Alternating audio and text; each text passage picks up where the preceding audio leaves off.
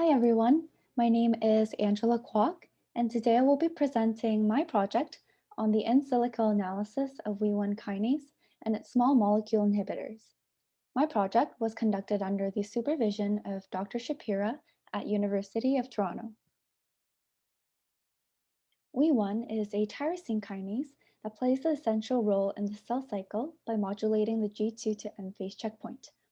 At the G2 to M phase checkpoint, it inhibits the cell cycle promoting activity of the cyclin-dependent kinase 1 and cyclin B complex by phosphorylating cyclin-dependent kinase 1. This allows the cell to stop the cell cycle to sufficiently prepare for mitosis when needed.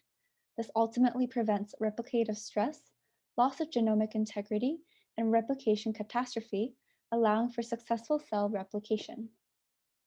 Tumor cells often have an impaired G1 checkpoint because they commonly have aberrant activity of the p53 protein that heavily regulates the checkpoint.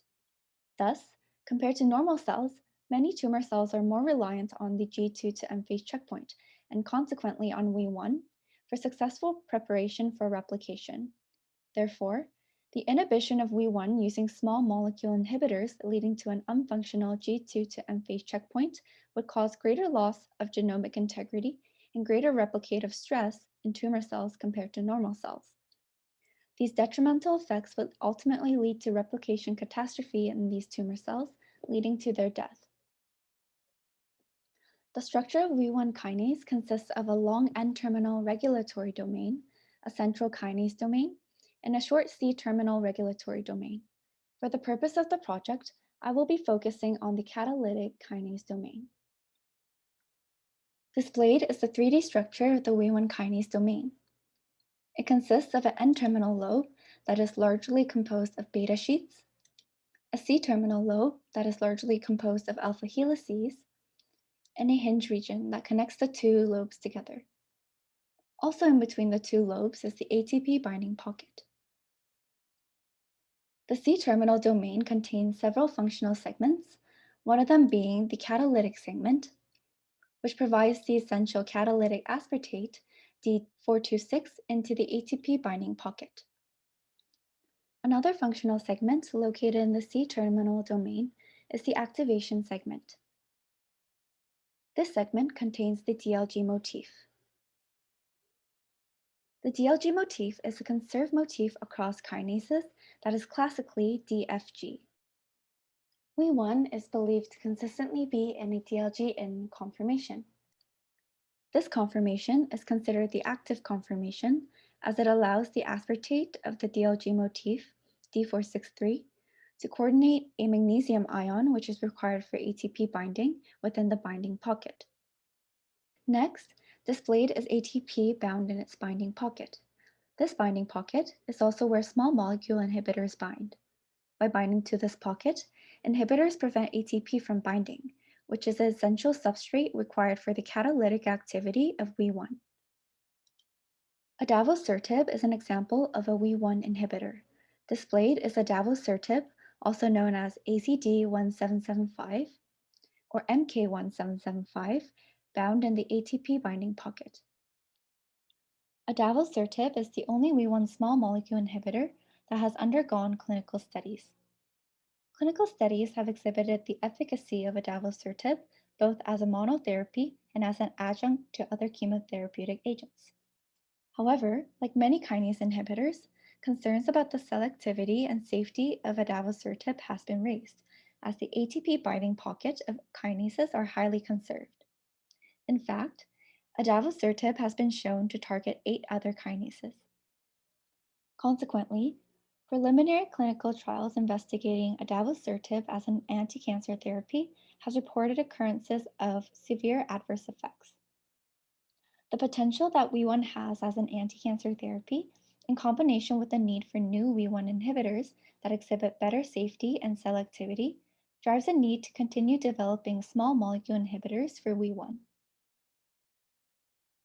The objectives of this project were to employ in silico methods to first investigate the structural, steric, and electronic features of Wee1 kinase and its known ligands that result in strong and specific target-ligand interactions. Second, to determine the most appropriate virtual screening strategy to use to identify new compounds that target the Wee1 kinase. And third, to identify and design new compounds that target Wee1 kinase. The project was conducted using ICM Pro developed by Molsoft. This is a powerful software that provides a variety of different tools that allows the user to conduct in silico protein structure analysis, modeling, docking, and screening. Broadly speaking, two different approaches were employed: structure-based in silico analysis, which relies on the knowledge of the three-dimensional structure of Wee1 kinase, and ligand-based in silico analysis, which relies on the knowledge of the compounds that are known to bind to Wee1. The analyses that were conducted for each approach are listed, and they will be explained and discussed throughout the presentation. Based on these analyses, ligand optimization was conducted as the last step. First, the analysis of the ATP binding pocket will be discussed. The ATP binding pocket of Wee1 is relatively deep, which is favorable for ligand binding. Again, displayed is adavosertib bound in the ATP binding pocket of Wee1, and here are the residues that line the pocket shown in stick representations. These residues determine the electrostatic characteristics of the binding pocket. The red regions represent areas of negative electrostatic potential due to the presence of a hydrogen bond acceptor. The blue regions represent areas of positive electrostatic potential due to the presence of a hydrogen bond donor. And lastly, the green regions represent nonpolar hydrophobic regions of the pocket. The strength of the interaction between Wee1 and its ligands greatly depend on the ability of the ligands to make appropriate electrostatic and hydrophobic interactions with the residues lining the ATP binding pocket, as well as how well it fits spatially within the pocket. Hydrogen bonds play an essential role in the binding of ligands to target proteins. Not only do they allow for strong binding, but they also play a role in specificity to a certain extent. Certain hydrogen bond donors and acceptors within the binding pocket have greater tendency to create hydrogen bonds with ligands because of their spatial position and electrostatic potential. These hydrogen bond donors and acceptors are referred to as the interaction hotspots. In order to identify the interaction hotspots found in the ATP binding pocket of Wee1, around 2,000 fragments, which are organic compounds that are smaller than drug-like compounds, were computationally docked onto the pocket.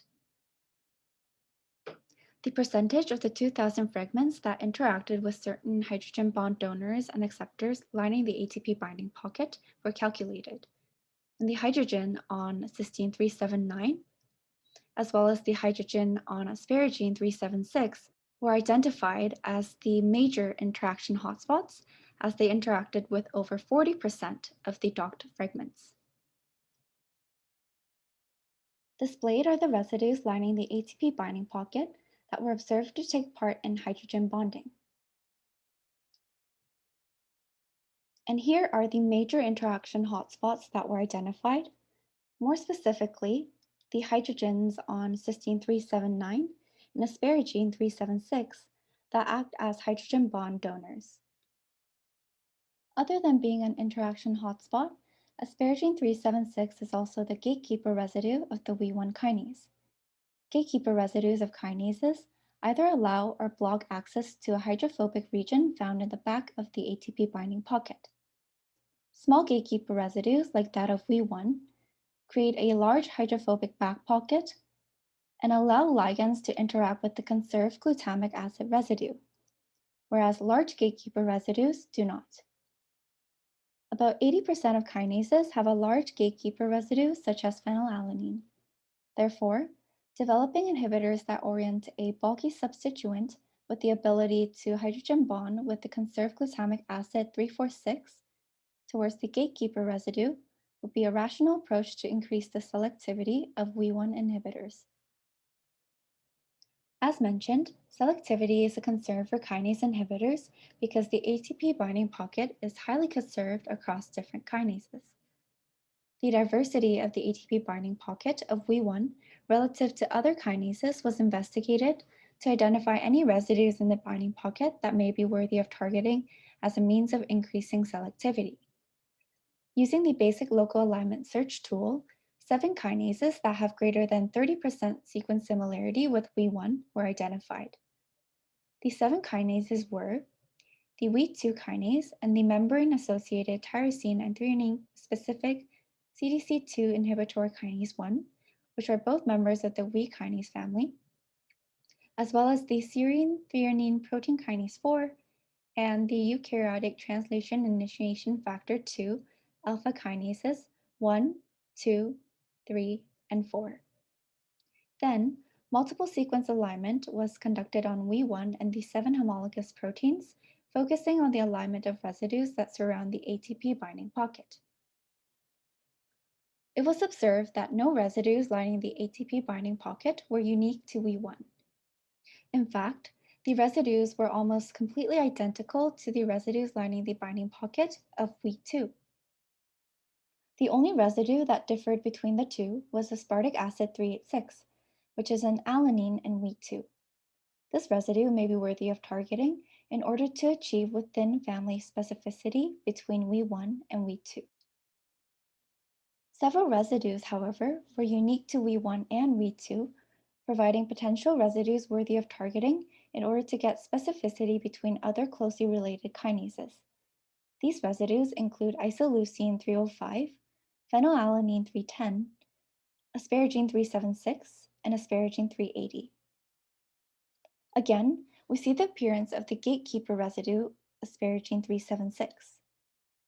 These findings further support that asparagine 376 may be a key player in achieving selectivity, not only because it provides access to the back hydrophobic pocket, but because it is also a site within the Wee1 ATP binding pocket that is relatively less conserved between kinases. A mutation simulation was conducted on asparagine 376, mutating the residue to methionine, which is the most commonly observed residue in the 7 closest homologs of Wee1. This gave a binding free energy change value, also known as DDG bind, of 19.49, meaning that the mutation significantly decreased the strength of the interaction between adavosertib and Wee1, most likely due to the loss of the hydrogen bond interaction. These findings reiterate the observation that asparagine 376 is an essential interaction hotspot. Next, other potential binding pockets within the kinase domain of Wee1 were identified using the ICM Pocket Finder tool. Other than the ATP binding pocket shown in blue, 6 other binding pockets were identified, most of them being located in the C-terminal domain, where many functional segments exist as mentioned previously. Wee1 activity is regulated by upstream regulators such as NIM1, CDR, and CHK1, often through post-translational modifications such as phosphorylation.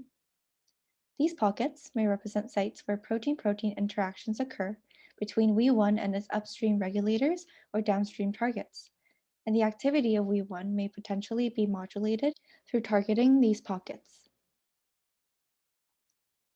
Next, we will shift to ligand-based in silico analysis and discuss the pharmacophore of known ligands. A pharmacophore is the precise arrangement of steric and electronic features of a molecule required for optimal interaction with a specific biological target to create the desired biological response. The pharmacophore of compounds can be studied using atomic property fields, which I will be referring to as APF. APF is the 3D pharmacophoric potential of a compound. Different properties are assigned to each point in space of a compound, such as hydrogen bond donors represented in blue, hydrogen bond acceptors represented in red, areas of sp2 hybridization, such as aromatic groups, represented in white, and lipophilic fields represented in yellow. A list of 314 compounds with known bioactivity on Wee1 kinase were retrieved from the Chembl database. Then, 2 major scaffolds that represent the core structures of active compounds were identified, scaffold 1 and scaffold 2. Compounds that pertain to a particular scaffold group have different combinations of substituents at the R group positions shown on the scaffold structures. In order to identify common pharmacophores of known ligands, scaffold 1 and scaffold 2 were superimposed onto adavosertib based on APF. Shown are the APF consensus pharmacophore of scaffold 1, scaffold 2, and adavosertib, all displayed in the orientation post-superpositioning. As evident, aromatic fields are observed in similar areas of the scaffolds and adavosertib. Referring to the crystal structures of adavosertib bound in the ATP binding pocket of Wee1, it was observed that the circled aromatic fields take part in pi-pi interactions with tyrosine 378 and phenylalanine 433 found in the ATP binding pocket, adding strength to the ligand-target interaction. The aromatic rings found on scaffold 1 and scaffold 2 are likely taking part in the same pi-pi interactions. In fact, crystal structures of compounds that pertain to scaffold 1 and scaffold 2 bound in the ATP binding pocket of Wee1 support this presumption.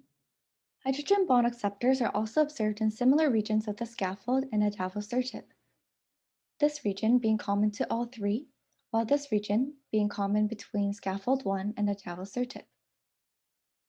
Furthermore, a hydrogen bond donor is observed in this region of scaffold 2 and adavosertib. Again, referring to the crystal structure of adavosertib bound in the ATP binding pocket of Wee1, it was observed that the circled hydrogen bond donors and acceptors take part in hydrogen bonding with asparagine 376 and cysteine 379, the two interaction hotspots that were previously identified. Considering the similar spatial arrangement of the common hydrogen bond donors and acceptors that were circled on scaffold 1 and scaffold 2, they are also likely to take part in hydrogen bonding with asparagine 376 and cysteine 379. In fact, crystal structures of compounds that have scaffold 1 and scaffold 2 bound in the ATP binding pocket of Wee1 support this presumption. Common pharmacophoric properties between known ligands is a good indication that those APFs are important for ligand-target binding. Therefore, these common APFs of known ligands should be taken into consideration when developing new scaffolds and compounds or optimizing hits. Next, structure-activity relationship analysis, also known as SAR, will be discussed. SAR is the relationship between the chemical structure of a compound and its biological activity. Structure Activity Landscape Index, also known as SALI, and match pair analysis were conducted in order to identify small structural changes that result in big changes in bioactivity. The scores that they provide are greater the smaller the structural difference and bigger the change in bioactivity. The results were used to identify the best substituent for each R group position for both scaffold 1 and scaffold 2. For scaffold 1, the pair of compounds that gave the highest match pair analysis score is shown in the slides. The only difference between the structures was a methoxy group versus a hydroxyl group at the R1 position. The compound with the hydroxyl group at the R1 position showed over a 1,000-fold increase in bioactivity for Wee1. Based on these observations, a hydroxyl group was deemed the best substituent for the R1 position of scaffold 1. For the R4 position, compounds with the chlorophenyl group with the chloride group, specifically in a meta position, consistently showed significantly higher bioactivity. Based on these observations, an M-chlorophenyl group was deemed the best substituent for the R4 position of scaffold 1. For the R3 position, it was observed that having a substituent with a primary alcohol group gave higher bioactivity compared to a methyl substituent. Furthermore, it was observed that having a substituent with an amide group gave higher bioactivity compared to having a substituent with a primary alcohol group. Based on these observations, the substituent containing an amide group was deemed the best for the R3 position of scaffold 1. A particular substituent for R2 that significantly increased bioactivity was not clearly identified. However, according to the literature, a solubilizing substituent at this position has been reported to increase cellular activity. In fact, the presence of a solubilizing substituent at the R2 position was observed to slightly increase the pAct value compared to a hydrogen. Finally, for the R5 position, there was minimal substituent diversity, and most compounds had a hydrogen. Moving on to scaffold 2, shown as a Sally plot where a bigger circle indicates a higher Sally score. As evident, there were two pairs of compounds that show significantly high Sally scores. The two pairs are shown in the table. The only difference between the structures for both pairs was a dichlorophenyl group versus a monochlorophenyl group at the R2 position. The compounds with a monochlorophenyl group showed over a 100-fold increase in bioactivity. Other pairs of compounds, which are not shown, confirm that having an M-chlorophenyl group at the R2 position gave higher activity compared to other chemical structures. Based on these observations, a M-chlorophenyl group was deemed the best substituent for the R2 position of scaffold 2. The pair of compounds that gave the highest match pair analysis score for scaffold 2 is shown in the table. The only difference between the structures was the presence of this substituent versus a hydrogen at the R4 position. The presence of the substituent showed over a 1,000-fold increase in bioactivity for Wee1. Based on these observations, the substituent was deemed best for the R4 position of scaffold 2. The substituents that were identified to be associated with higher bioactivity, as well as its isosteres, which are chemical structures that contain the same number of atoms and valence electrons, can be used when designing new compounds or optimizing ligands for Wee1 kinase. Next, moving on to virtual screening. 4 different virtual screening approaches were conducted. The 4 different approaches were a structure-based virtual screening method called molecular docking, which I will be referring to as MD, 2 ligand-based virtual screening methods, quantitative SAR modeling, also known as QSAR modeling, and the rapid isostere discovery engine, also known as RIDE. And last, a combination approach of structure and ligand-based virtual screening, where MD was conducted on RIDE hits. Then, a comparative analysis of the different approaches was conducted in order to identify the most appropriate virtual screening strategy for identifying new compounds that target Wee1 kinase. Methods employed were the comparison of enrichment factors and receiver operating characteristic curves, also known as ROC curves, as well as the area under the ROC curve, also known as AUROC. First, the different virtual screening methods will be explained. MD is a structure-based virtual screening technique where compounds are computationally docked onto the target protein, in this case Wee1 kinase. A score is provided based on the prediction of the relative affinity of the compound to the target protein.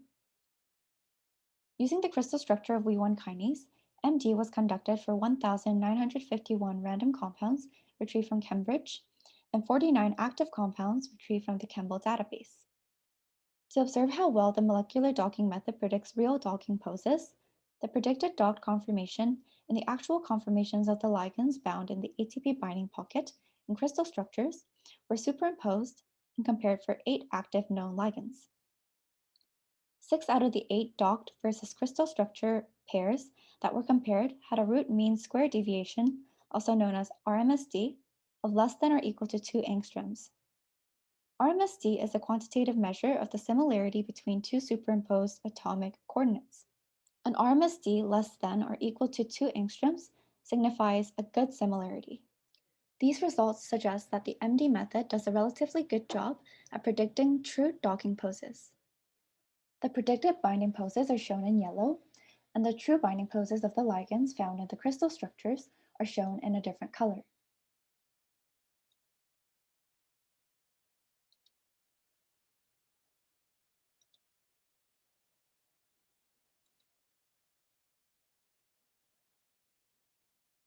QSAR models are mathematical models that are developed using machine learning techniques. A machine is trained to make statistically significant correlations between chemical structures and bioactivity using regression techniques and ligands with known activity. Then, the model is used as a ligand-based virtual screening method to predict bioactivity of random compounds. The template that was used for the QSAR modeling was 7 known ligands with known high inhibitory activity on Wee1, superimposed onto adavosertib based on APF.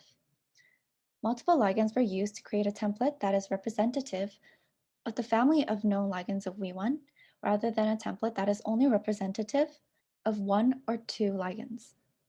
In fact, using multiple ligands as a template was shown to increase the performance of the QSAR model. The QSAR model was trained using 157 compounds with known bioactivity for Wee1, retrieved from the Chembl database. Displayed is the experimental derived bioactivity on the x-axis versus the predicted bioactivity on the y-axis of the compounds that were used for training. The two bioactivities showed good correlation with the R-squared value of 0.7. The model was validated by using the model to predict the bioactivity of a different set of 157 compounds with known bioactivity for Wee1, retrieved again from the Chembl database.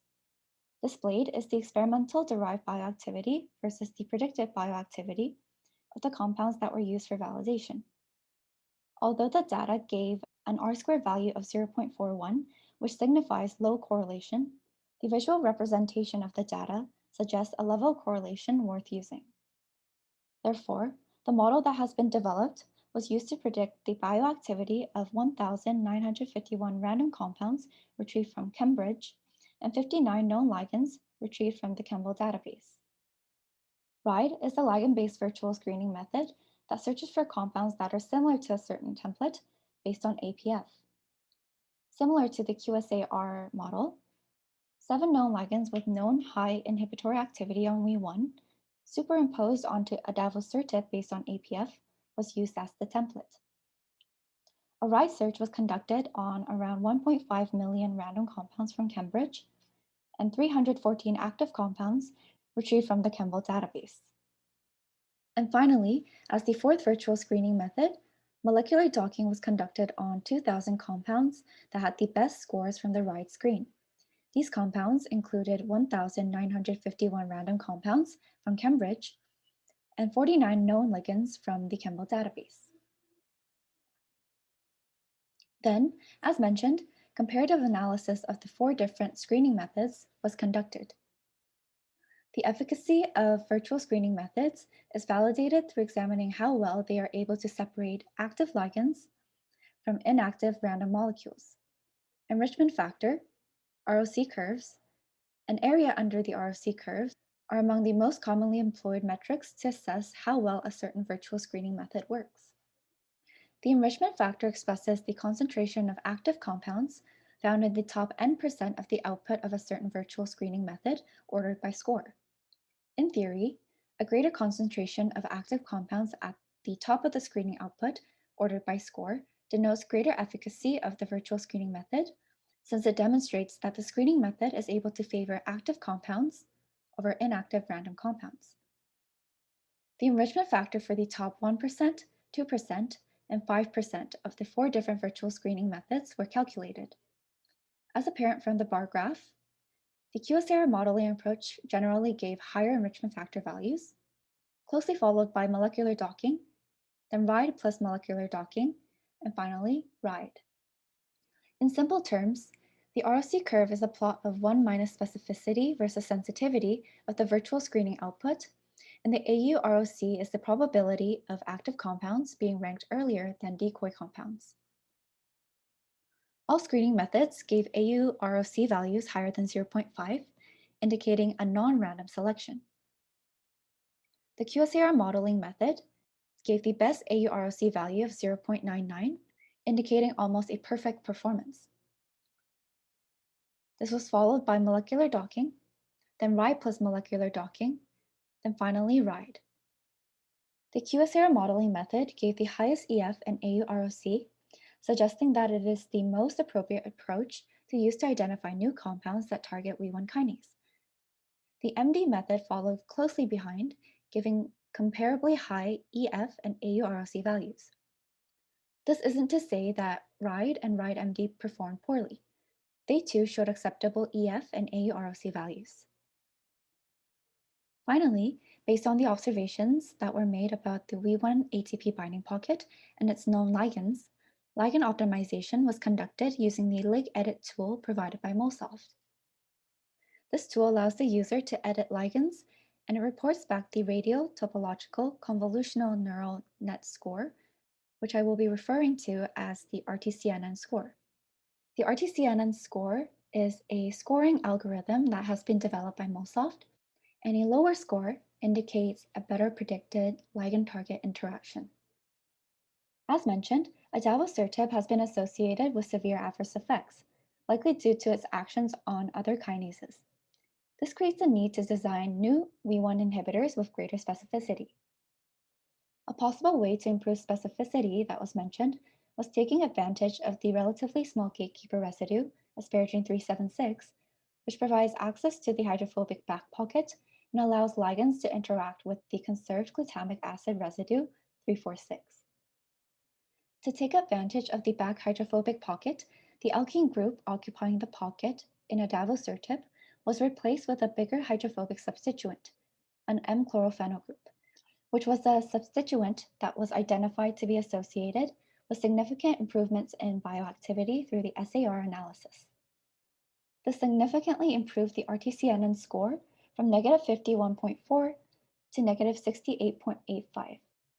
Furthermore, the alkene group was substituted with a different substituent, one that is capable of forming hydrogen bonds with the glutamic acid 346. This optimization also increased the RTCNN score. Furthermore, there are many surfaces within the ATP binding pocket that adavosertib does not interact with, and adding hydrophobic and aromatic groups to interact with these unoccupied regions consistently increased the RTCNN score. However, one shortcoming of these optimized ligands was that although they improved the RTCNN score, they violated a variety of different drug likeness and lead likeness rules, such as having a molecular weight greater than 500 Daltons. These rules are based on the relationship between the pharmacokinetics, such as absorption, distribution, metabolism, and excretion, and the physicochemical parameters of compounds. Molecules that comply to the drug likeness and lead likeness rules are believed to have more favorable pharmacokinetic profiles, thus better clinical outcome. In order to comply to the drug likeness and lead likeness rules, this substituent of optimized ligand 2 was removed. This resulted in optimized ligand 3, which is expected to have higher selectivity, has a slightly higher RTCNN score compared to adavosertib, and complies to most drug likeness and lead likeness rules. Shown is the binding pose of optimized ligand 3. In conclusion, key structural, steric, and electronic features of Wee1 kinase and its known ligands that may aid in strong and specific target ligand binding were identified, such as interaction hotspots, the less conserved residues lining the ATP binding pocket, common pharmacophoric properties of known ligands, and ligand substituents that are associated with increased bioactivity. The information that has been presented can be employed during the de novo synthesis of novel ligands or optimization of existing ligands to develop more potent and selective Wee1 inhibitors, as was done for adavosertib in this project. The gatekeeper residue of Wee1 kinase, asparagine 376, has been highlighted as a seemingly important residue for strong target ligand binding and specificity. It is an interaction hotspot that has been identified to be essential for strong interactions. Also, it is a relatively poorly conserved residue across close homologs of Wee1 that also allows ligands to access the hydrophobic back pocket and to interact with the conserved glutamic acid residue E346. However, it is important to note that one of the challenges observed with kinase inhibitors is drug resistance that forms through the development of mutations that occur at the gatekeeper residue of target kinases. Therefore, designing and optimizing ligands to interact with other poorly conserved residues within the binding pocket of Wee1 and exploring other binding pockets within the kinase domain that were identified may be rational areas to investigate in parallel to further study of the gatekeeper residue and the hydrophobic back pocket. And lastly, the project has demonstrated that in silico virtual screening, both structure-based and ligand-based, are powerful tools to identify novel compounds that interact with Wee1 kinase. In particular, QSARA modeling and MD seem to be tailored to perform exceptionally well for identifying compounds for Wee1 kinase. These findings encourage the greater involvement of these in silico virtual screening methods in the drug discovery for Wee1 kinase. And finally, thank you for listening, and special thanks to Dr. Shapira for his guidance throughout the project and the PCL 472 coordinating team.